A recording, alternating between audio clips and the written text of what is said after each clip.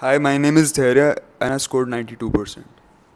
Hello, myself Navya and I scored 92% in my CBSE 12th board exams recently. Do you follow a strict timetable or a flexible routine? So I followed a very flexible routine. Like some days I didn't want to study, so I didn't study those days, and some days I slogged the whole day. People say like we have to maintain consistency in 12th. At the end of the day, if you know the concepts, I think you'll do very well in the board exams. So Was there ever a moment when you doubted yourself and आपने उसको overcome कैसे करा? Board exam start होने वाले थे तो 1 or 2 week before जब मैंने भी सैम्पल पेपर्स लगाने स्टार्ट किए थे तो I was scoring very low marks. उनको मार्क्स इवेल्युएट करने के बाद मेरे को लगता था कि कहीं पे मैं कुछ लैक कर रही हूँ। फिर मेरे को काफ़ी उसमें प्रॉब्लम आ रही थी। नेक्स्ट डे अपने टीचर्स के साथ आके डिस्कस करना, it really helped me a lot. You are from science stream and physics is considered as one of the most important and hard subjects. So how do you practice numericals and concept?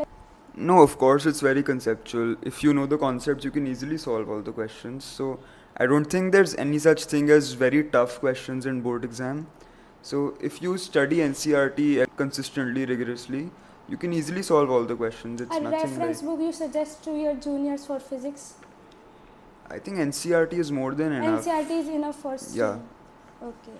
So for like I am a commerce student and from my point of view, accounts is the most hard subject for me and eco is my favorite. So what's your Navya?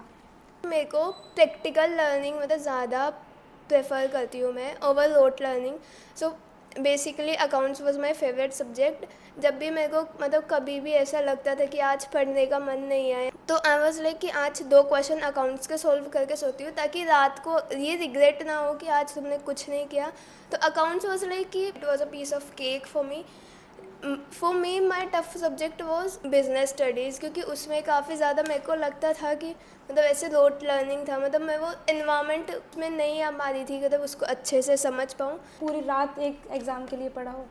Mind में रहता था कि we have to rest properly ताकि हम कल के exam में proper focus होकर एग्ज़ाम दे सके।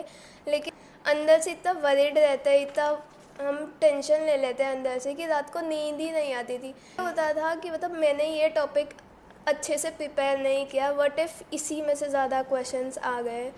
तो मैंने एग्ज़ाम से पहले तो कभी ऑल नाइटर पुल नहीं किया, पर during studies obviously like I was awake all night sometimes.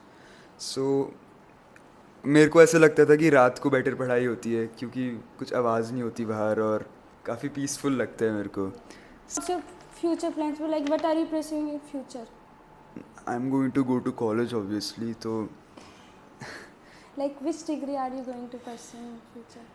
BTech की करूँगा। So hopefully some good college या I'm going to pursue CA. In September, I have my CA foundation exam. So So how many hours did you study per day?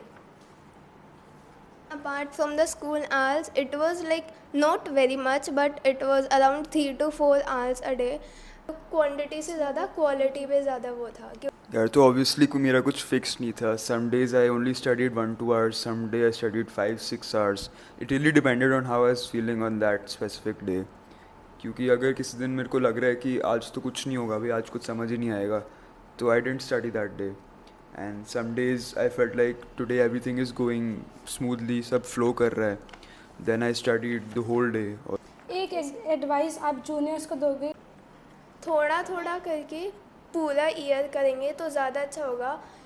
ये नहीं है कि 12th में enjoy नहीं करना। It is a very beautiful phase way you make a lot of memories with your friends.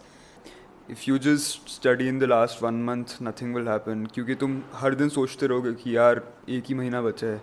तो अगर तुम पूरे साल से कंटिन्यूसली पढ़ते रहोगे कोर्स करिकुलम के साथ, तो तुम्हारा लर्निंग काफ़ी होगा।